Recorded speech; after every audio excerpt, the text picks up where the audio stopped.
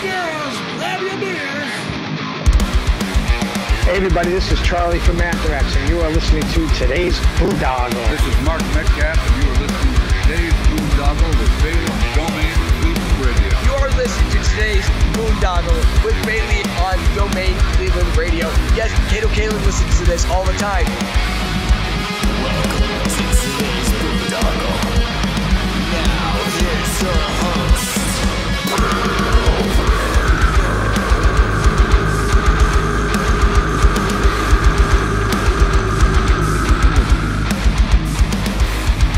I am Monty Heath, so one Heath, and you are listening to today's Boondoggle. Hey, what's up? It's John from Skillet, and you are listening to today's Boondoggle on Domain Cleveland Radio. Fasten your seatbelts.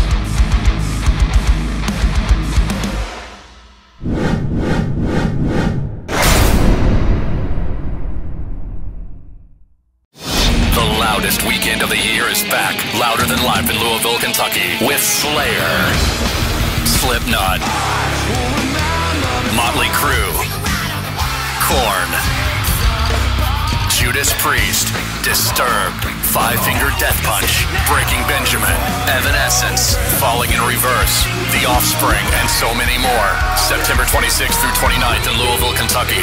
Passes on sale now at louderthanlifefestival.com. What's going on, everybody? It's Bill Bailey with today's Boondoggle. And a real quick housekeeping note, if you're watching us on YouTube or BitChute or Rumble or Odyssey, please hit that follow and subscribe button. And if you're listening to us on Spotify or Apple, Google, whatever podcast platform you utilize, please hit that follow and subscribe button so we can continue to bring you conversations like the one I'm bringing you today, because we have all the pretty things here today for you. Talking with Logan from the band All the Pretty Things. How are you doing, man? I'm doing good. How are you doing?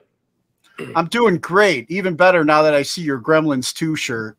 I was hoping you'd say something. Yeah, I mean, we're all both going old school. I got my Macho Man Randy Savage. You got your Gremlins 2 going. Absolutely. It's like we're kind of dating ourselves here, but that's all right. The best of the 90s, man. What can we say? You know? Exactly. So yeah, usually when I have people on for the first time, I like to kind of take things back and get a quick background. So, do you remember originally what you wanted to be when you grew up? Man, I think there was always musicians somewhere. But honestly, dude, I think for a while there, I thought I was gonna be a doctor.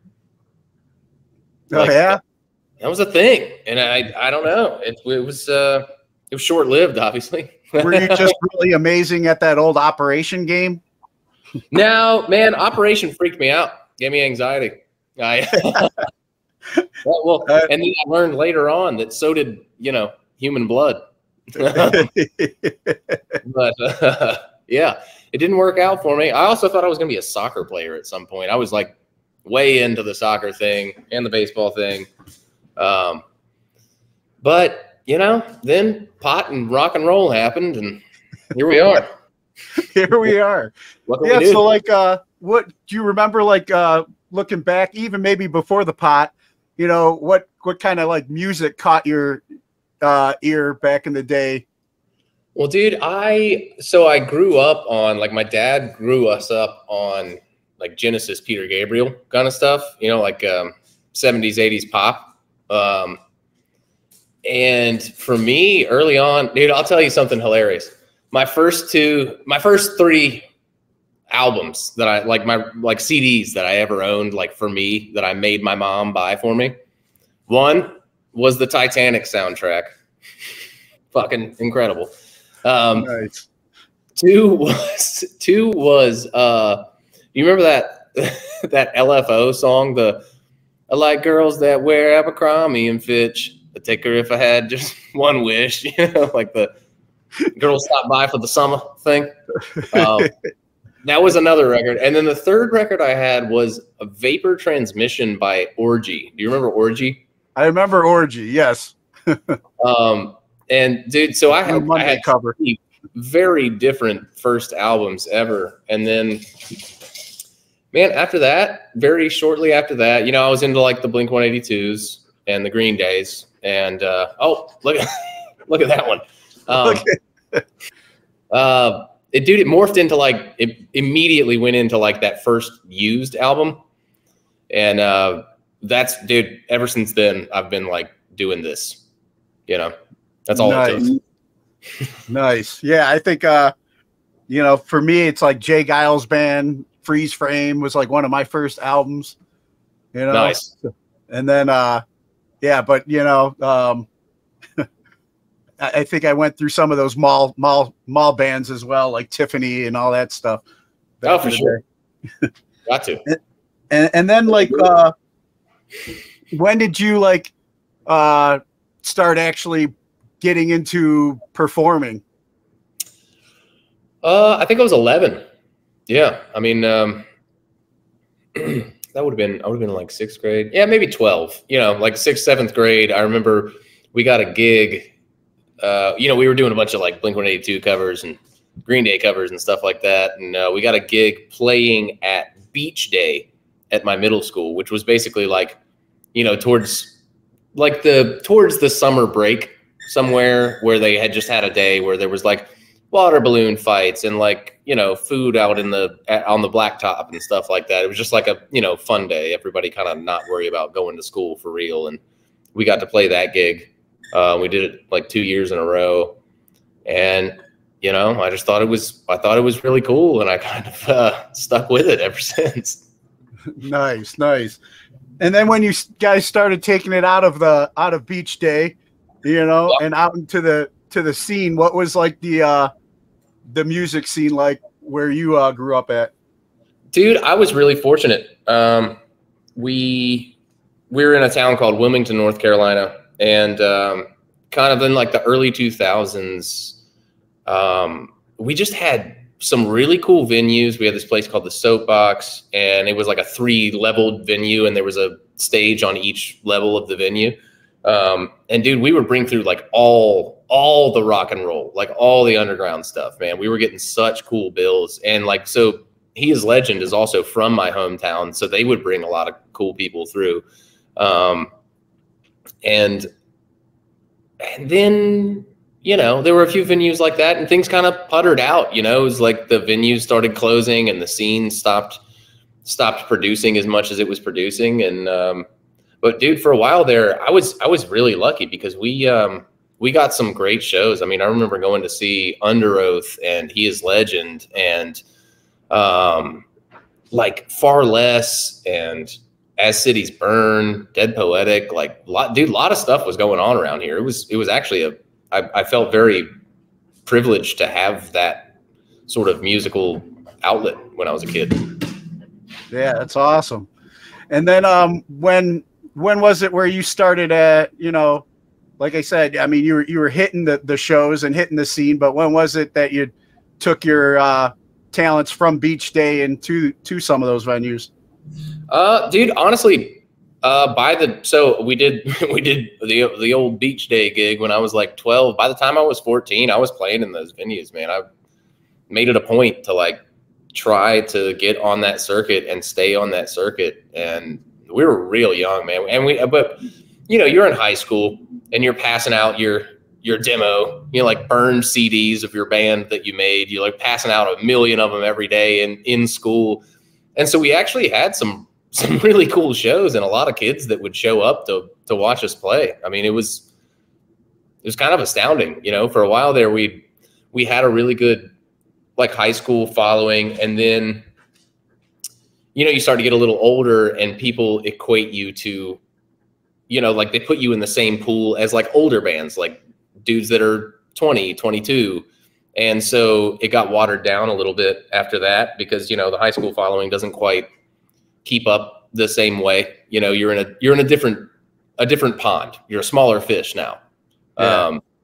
But dude, I started as early as I possibly could. And it was kind of like a battle, you know, like convincing your parents to let you stay out until 2 o'clock playing shows and shit. It was wild. Yeah. And what was the name of your early band? The high school band I'm talking about was a band called The Mistress. it's provocative, right? Yeah. But there was the Mistress, and then we changed our name to Cloak and Dagger. You remember that old 80s movie, Cloak and Dagger? Oh, yeah. Had the kid from E.T. in it. I loved that movie. But there was that, and then, you know, we turned into Burma Campaign, and we had a long string of terrible, terrible band names. But, I mean, we could do that all day. We could make the whole – I could talk about my bad band names for the rest of the hours that we got here, man. And then when was it when was it that you ended up with now All the Pretty Things? I want to say we have been doing this for a good 4 years. Like, well, from conception to now. And conception, you know, can start off pretty slow. Okay, so 4 years ago, we had like started talks about like, hey, Worth and Tristan have these demos. They're looking for a singer. And so we kind of like started talking to each other about doing this whole thing. And I started working on demos. But since we've been really serious about it, it's been about 2 years. Yeah. Nice. And then so like you guys kind of like through your past bands and stuff kind of connected with these guys, started working a relationship, and started collaborating on this. And you said it's been like 4 years now. I mean, so this was kind of in talks, and then the world shut down and it was put on timeout, or what happened? No, I mean, honestly, when it started happening was when the world was shutting down. That's like the 4 years ago that we were in early talks. Okay. So to some extent, I think it actually sort of worked to our benefit because, you know, we kind of all met each other and found each other on this project in a time where I like had some downtime, and I was trapped in my house, you know, and I needed to like a musical outlet. So I took those demos that they had, and one day I was like, man, I gotta actually do something about this and quit just talking about it, you know? And so I had some time, obviously, because we're all just sitting inside our house for fucking an entire year. And I went downstairs and demoed out one of the tracks. It's the track that became Every Now and Then. And yeah, dude, it was kind of like I sent that to them, and they were like, oh shit, yeah, this is like the thing we need to be doing. And we were all really excited about it. But honestly, I think the COVID shutdown kind of worked to our advantage because we were all able to like focus up a little bit and think about and act on what was really important to us, which was, you know, starting a new project and getting really serious about it, which was like a lot of the artists that I've talked to on here about that time frame in life found that you know, it was almost like therapeutic and helped keep their sanity by having an outlet and stuff to work on during that downtime. Would you say it was a kind of similar thing for you guys? Oh, absolutely, man. I would have lost it. I would have lost it entirely, like just lost my damn mind. But luckily, this came about at the exact right time, and it honestly kind of saved me. Like literally, that song Every Now and Then, I wrote that song about some very serious stuff that was going on in my life during that time, and it helped me. I think I had taken like a back seat from writing music for a couple of years before that started, and I think it really helped me get back to like what I love and like who I was, because this music thing and writing songs and performing songs has like been a part of my identity, like we've talked about, since I was 11 years old, man. And yeah, it helped me get back into it. It's like it having that downtime really just helped me step back into it and be like, all right, well, let me try this one more time and like really put everything that I have into it. And if it works, it works. Great. If it doesn't, at least I tried as hard as I possibly could. So yeah. And then you know, I'm always curious about names and stuff. who came up with all the pretty things and what was behind making it all one word? You know, I think that was a Tristan thing. And Tristan is one of our guitarists, and obviously one of the founding members. I think that was a Tristan idea. And, you know, we were talking about that name for so long, but we had never talked about it being all one word.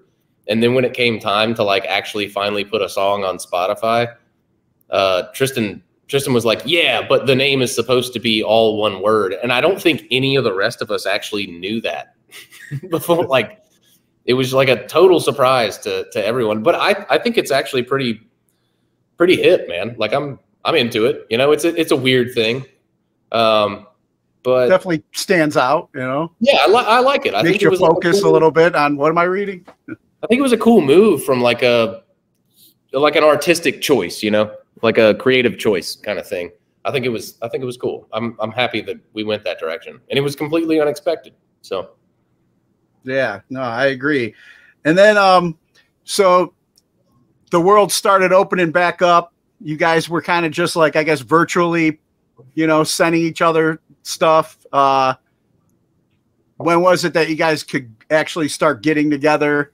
And when did you know, like, okay, now we can start getting out on the road and taking this?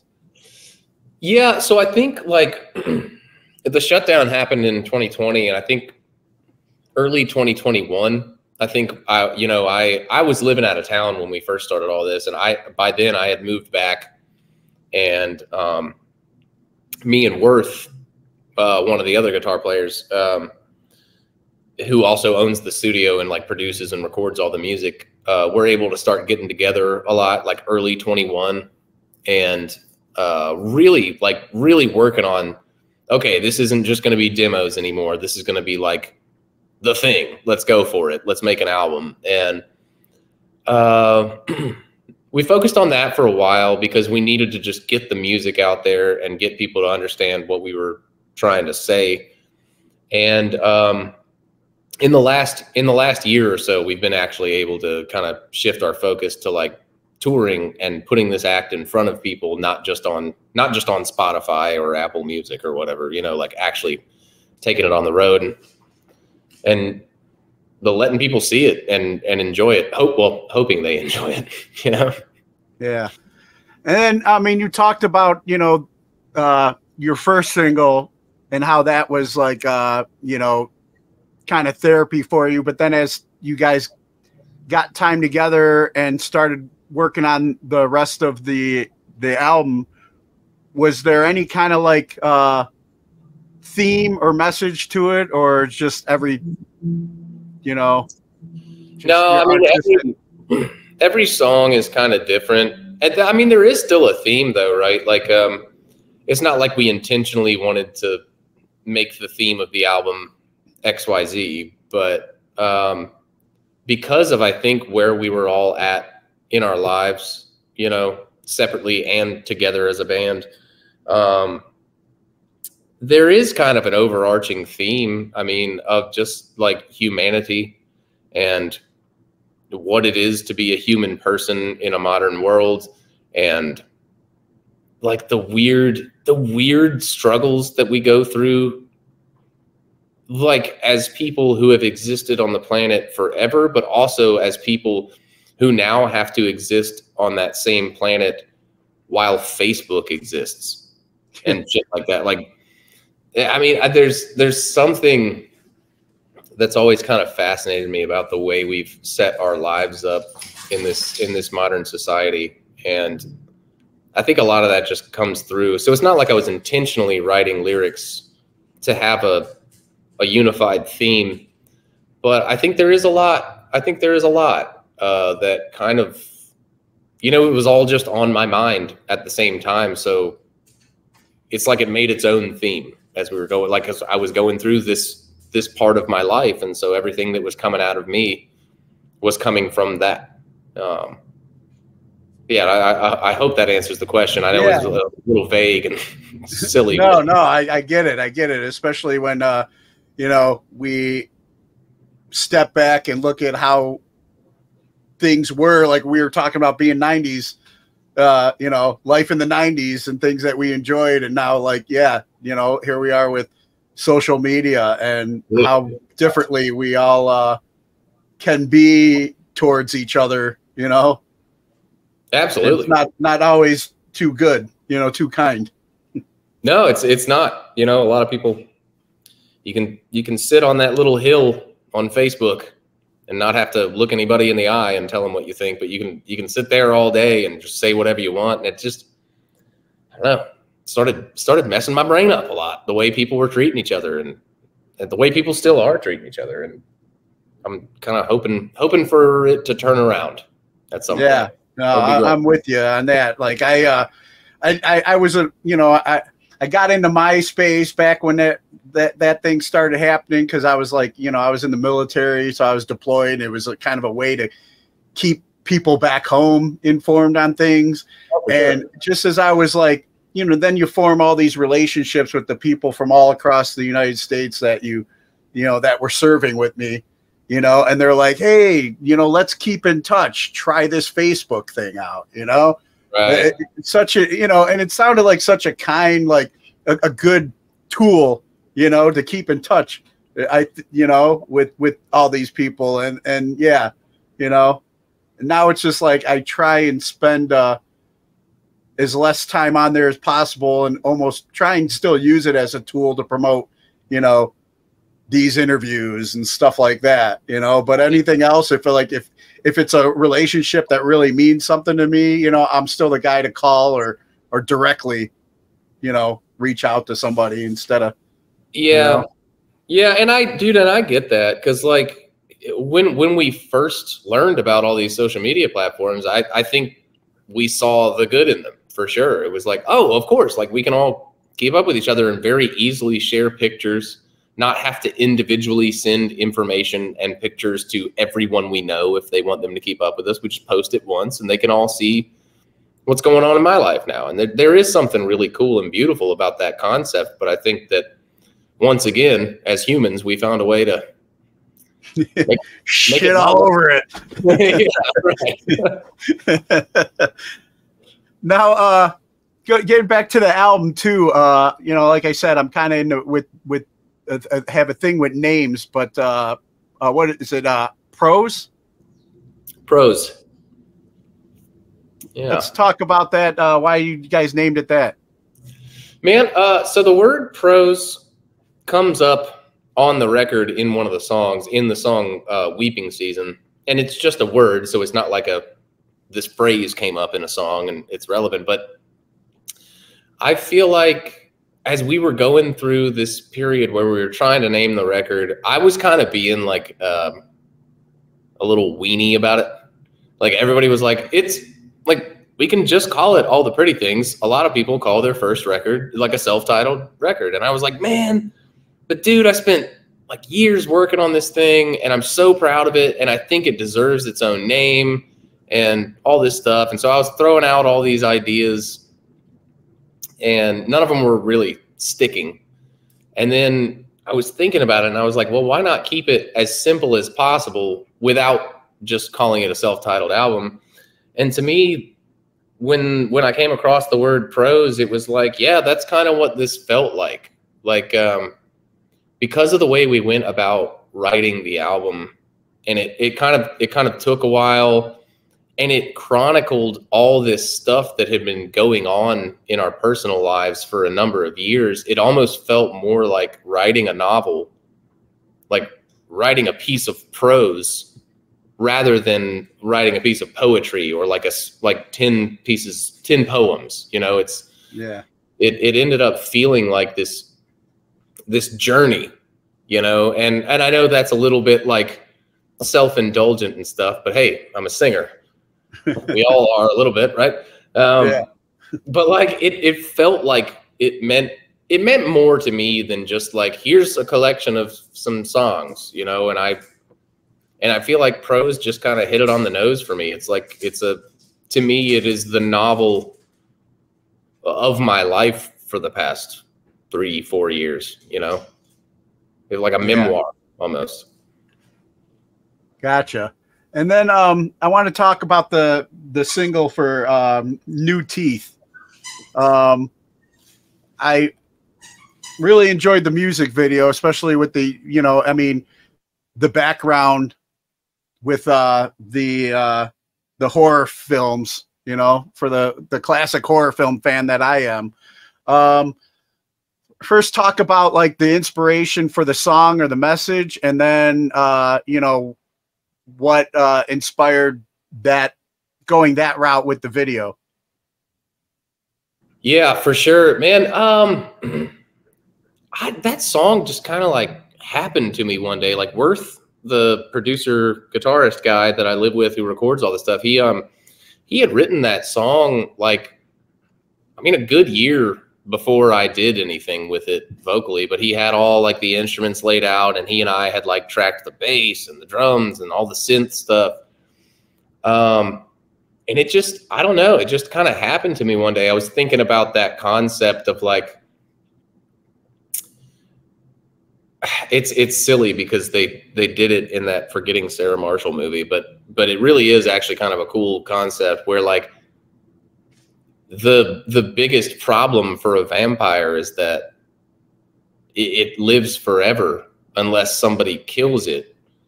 And if it happens to fall in love with like a mortal creature, that mortal creature will die, and the vampire is forced to just kind of live on forever, you know? So it started out as that, and it kind of turned into this analogy really between, yeah, I guess I let it morph into like an analogy of like, we're just two Draculas and the sun's coming up. Like, this is our final moment. It turned into like an our love is dying kind of analogy, and using vampires and like the sun coming up and killing them as the metaphor. You know what I mean?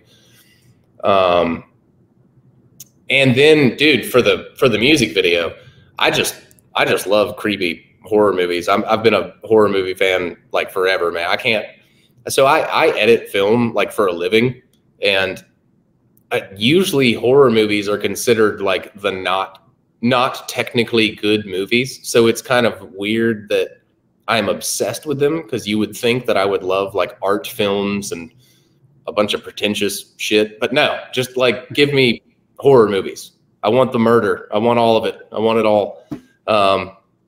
So dude, I've just been obsessed with vampires and werewolves and creatures like my whole life. It's been my whole thing. And I was like, well, finally, I've written a song where the context for the music video totally warrants me using all this horror movie footage. I'm definitely going to do that. So I did that.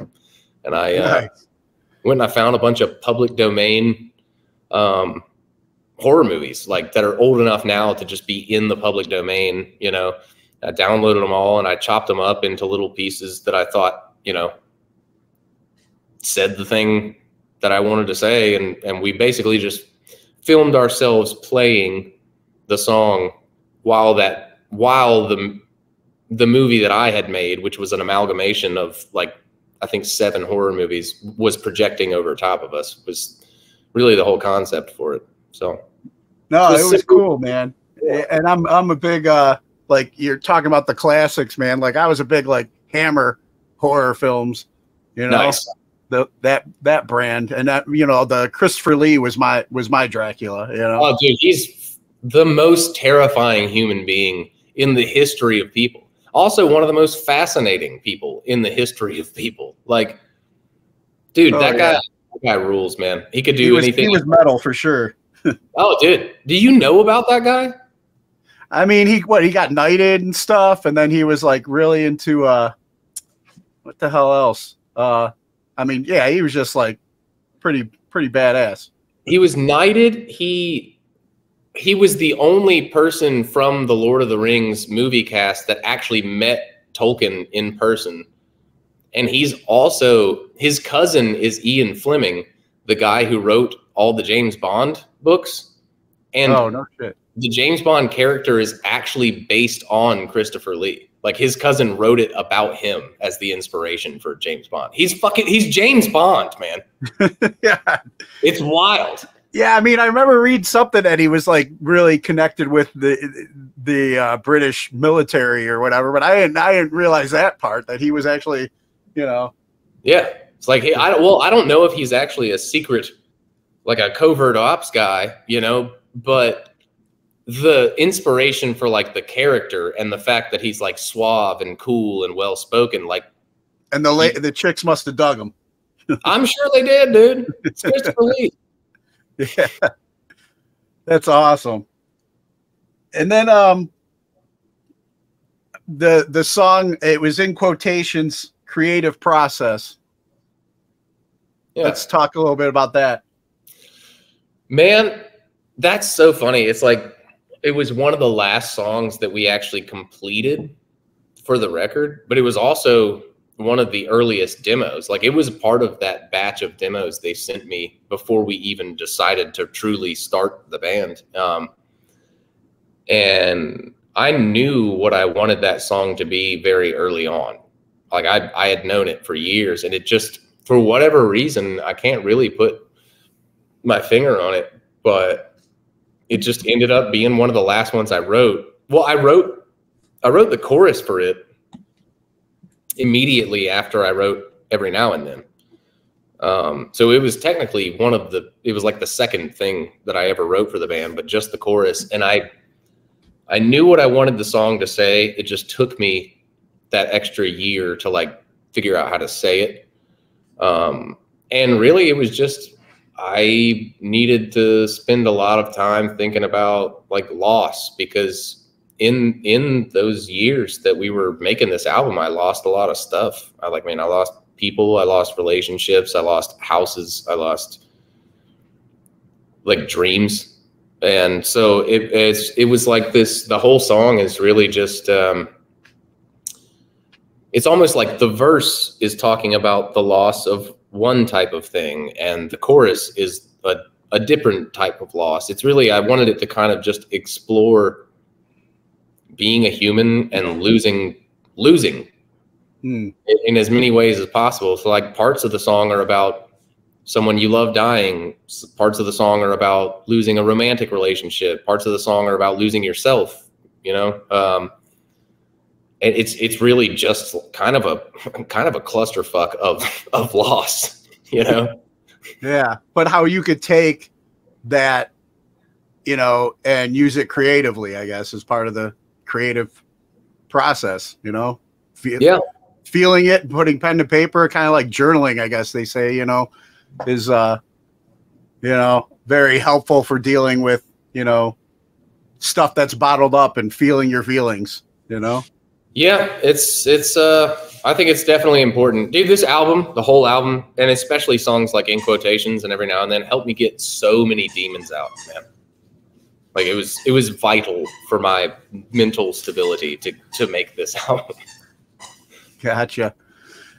Yeah. And then, well, I mean, and usually they say, you know, what the language of the heart, you know, is, reaches the heart, you know? I mean, when you're speaking your truth, it seems to connect more with people out there. How has, so far, what's the feedback been like?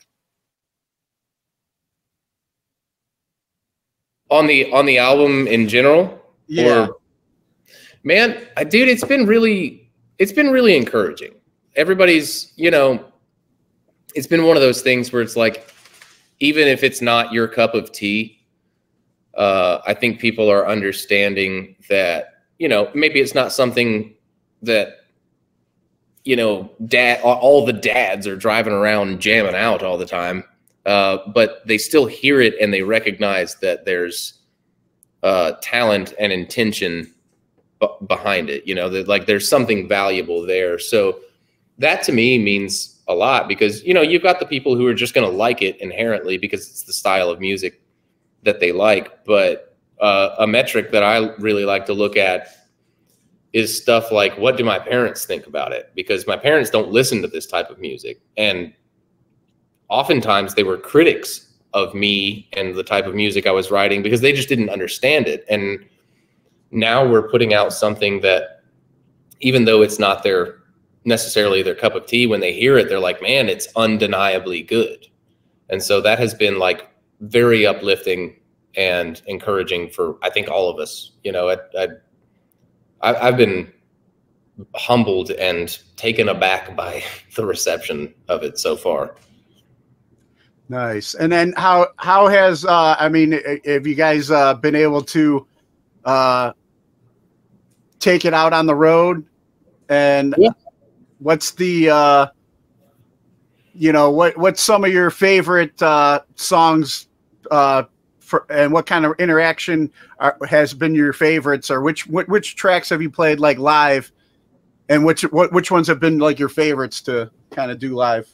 Man, so I think, so we did this tour recently with Alisana and Vampires Everywhere and Limbs and Half Heard Voices, all of which are bands that we love every single member of. We had like literally the best time we possibly could have. Like these were the coolest groups of dudes on the planet. And we played 6 of the 10 songs from the album.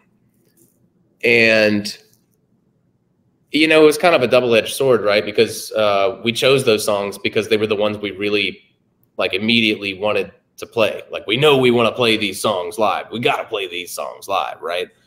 And then they were received really well. They all had their moments where, like, you know, we could involve the crowd, like get some crowd interaction here because of this part of this song.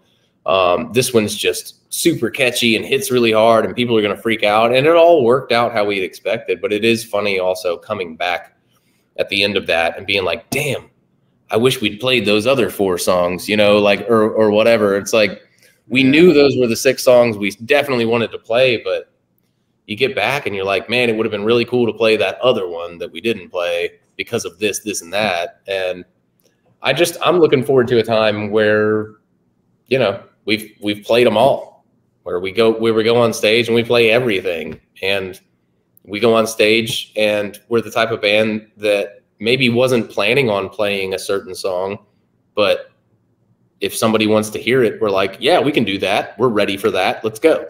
You know, I mean, fun, spontaneous moments like that definitely keep you going and keep the audience going. So it's an ongoing work. It's an ongoing body of work. It's something we got to keep evolving at. And what's the, you know, since you came back from that tour, like what's in the pipeline for you guys going forward? Will your dog have guest vocals in the next track? Dude, she has been on the couch behind me, like, while singing every lyric on the entire album, like every melody and every harmony. She's been there for it. Nice. Now, sometimes she barks and ruins the take, obviously, but you know, they just got to do it again. But, yeah, sorry about that interruption. No problem. Yeah, I'm surprised mine hasn't come down and popped its head up. What do you got? I got a Shepherd Rottweiler mix. Oh, damn, that's nice. I love that. Yeah, it's really cool. Yeah. So I'm sorry, I got distracted. Yeah, where are we at? What are we like? What are you guys? I mean, since this getting back from this tour, what's in the pipeline for you guys? Dude, so we have started working on new songs, which, dude, I'm super pumped about. The demos that are coming out right now are extremely exciting for me and my nerd brain. And so we're also working on a cover song. It's a cover of a Garbage song. And it just like happened to line up stylistically with like the way we did it. It's basically just the song, only we played it louder the way we would play it. And it like worked perfectly for the Garbage song, but also worked perfectly with the rest of our catalog. I also am wanting to do a few, like, I don't really know how to phrase it. I mean, I guess the easiest way to phrase it is like orchestral versions of some of the songs on our album, like alternate versions that are like piano and like a string arrangement and a lot of beautiful, like have my sister come in who did a lot of the backing vocals on the record, and have her do like big choral arrangements for some stuff, like just to keep it moving, like find other ways to utilize the material that we already have and like turn it into something new and unexpected. You know, I think that's maybe a direction that I want to put some energy into for sure. Nice. And then, you know, you say you're writing new material. Any plans on hitting the road again soon? Yeah, nothing that we can disclose at the moment, but like specifically, but dude, we're constantly, the goal is to work as often as possible. Like, we want to be on the road. We want to be meeting people. We want to be showcasing this in front of as many people as we possibly can. Dude, if 30 people want to come to a show and listen to it, we'll play there. If 30,000 people want to come to a show and listen to it, we'll play there. It's just like, I think we all really, really want this, and like, it's time to work. So when the opportunities come up, we're going to be taking them, no doubt. Nice. Well, hopefully you guys come through Cleveland area. Oh, heck yeah. Next one, because I'd love to take it in live myself. Dude, it'd be so much fun. And you bet we'll let you know. I mean, we'll make sure you know. Nice. And then, you know, I want to ask you a couple of questions I normally ask my guests before we get ready and wrap up here. We talked earlier about some of your like I forget what the one mall song, you know, back in the day in high school, that was your, you know, one of your first album picks. But who are some of your current who would you say your top 3 artists today you're checking out or you're into? Man, I cannot stop listening to the latest Seven Dust record. It's called Truth Killer. They put it out in 2023. Dude, front to back, I can't find a single thing wrong with it. I love everything about it. I will not stop advocating for this record like the rest of my life. So that's definitely number 1 right now. The new Bring Me the Horizon album is also an absolute masterpiece. They deserve every bit of praise that they're getting and going to continue to get for that record. And then I just feel like, apart from that, I'm a creature of habit. So like, every now and then I find something new that I love, like those 2 records. But for the most part, dude, like, I will always be listening to Grace by Jeff Buckley. And I'll always be listening to like every Peter Gabriel album under the sun, you know, like once we get down to like past numbers 1 and 2, it gets really difficult for me to decide on a number 3. But I mean, I could sit here and spitball with you all day about who I love the most, but I'm going to be very conflicted. I gotcha. No, that's the toughest one to narrow down. It's rough, man.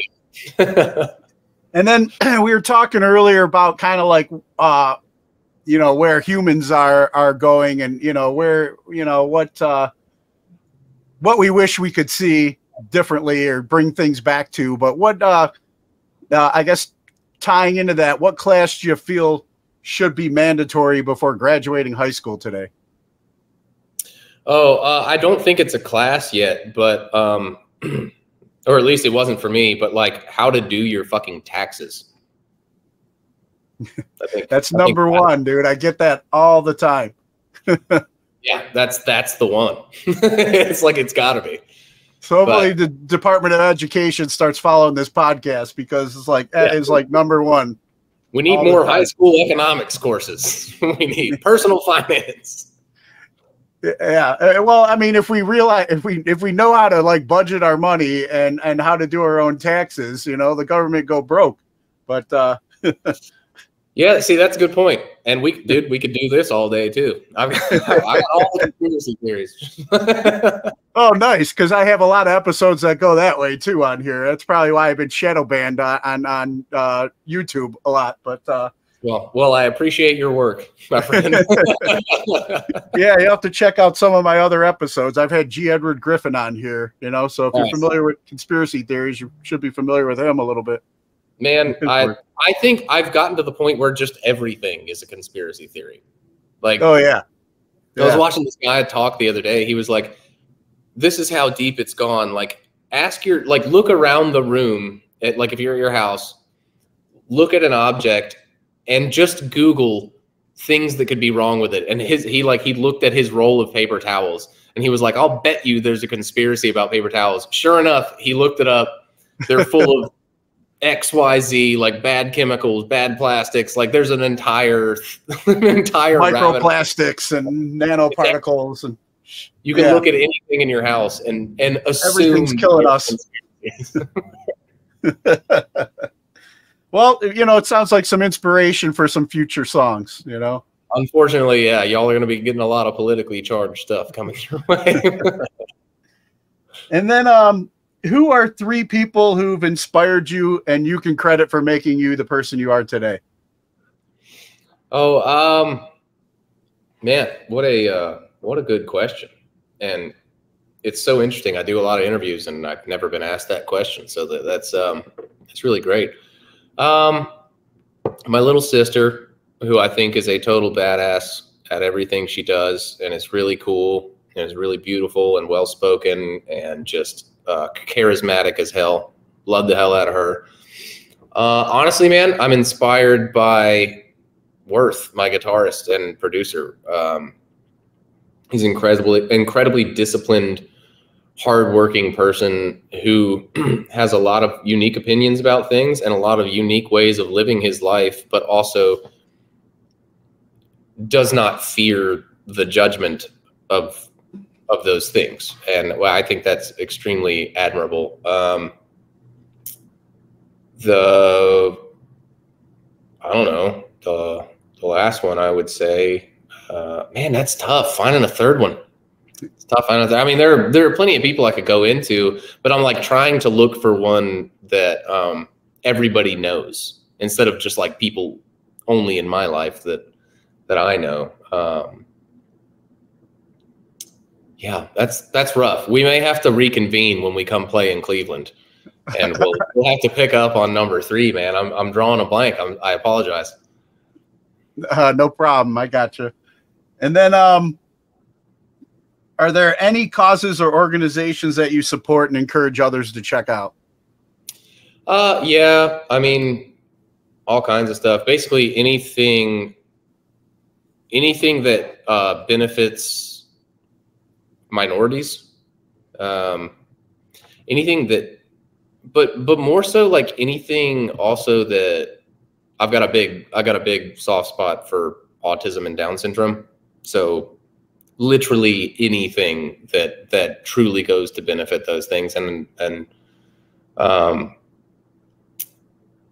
also on a thing right now where I'm all about like clean food and water.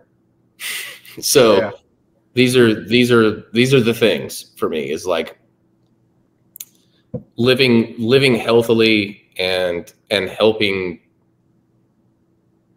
people reach their potential who may just need like a little extra help reaching their potential.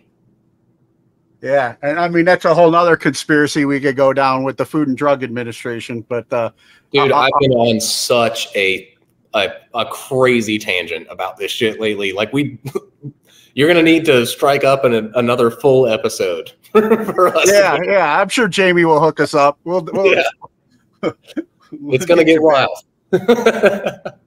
Nice. And then any message that you have for our military members that are currently serving overseas? Thanks so much, and cannot wait until you get back here. And yeah, you're definitely better at being a man than I am. Awesome. And then for any of the audience members out there that maybe new to hearing about all the pretty things and what you guys have you know, want to pick up and support you guys, pick up the album and stuff like that, where would you send them? This is shameful. I'm a Spotify guy just because it's easy. If I had to really send them somewhere, please come to our Instagram and hit the follow button. I think we're at a point where, you know, we really need that. Spins are great. You can obviously hop on any platform you want, Apple, Deezer, Spotify, YouTube, any of the stuff. But what would really, really help us is following us at like a legitimate social media specific platform like Instagram or Facebook or something like that. Yeah, I mean, it's funny what a necessary evil it's become, as we were talking earlier, because it's like same thing with this podcast, man. I want listens. I got, you know, I want people to hear what we have to say, what you guys have to say, you know. So it's like, but and then to keep getting the interviews and keep getting the conversations you want on here, it's like you got to have the follows, you got to have, and I'm just like, man, I'm not a 15-year-old TikToker, you know, but I feel you. Okay, so this is episode 3 of you and I's new podcast that we're starting. All right. This is episode 1. Episode 2 is the FDA, and then episode 3 is social media. And I feel like we can fill up a whole season pretty quickly if we just keep doing this. Oh yeah, definitely. Man, well, Logan, man, it's great to have you on, dude, and you know, have these conversations, and I do look forward to continuing these conversations down the line. Yeah. Before I meet again, for sure. Yeah, and before I let you go, would you mind doing me one last favor and cutting a promo ID for the show? Just introduce yourself and you're listening to today's Boondoggle. Yeah, just a straight up. Yeah. Okay. What's up? This is Logan with All the Pretty Things, and you're listening to today's Boondoggle podcast. Awesome. Logan, man, once again, thank you for your time, man. It's been a great conversation. And like I said, we'll talk to Jamie. We'll take on the FDA, and we'll take on social media, and we'll take on all the ills of the world and shine a light in those dark places, man. It's, you know, it's me and you, bud. We got to do what we got to do. They may hate us for it, but we got to do it anyway. It's got to be done, man. Once again, thanks for your time, brother. Appreciate you, man. All right. Bye-bye.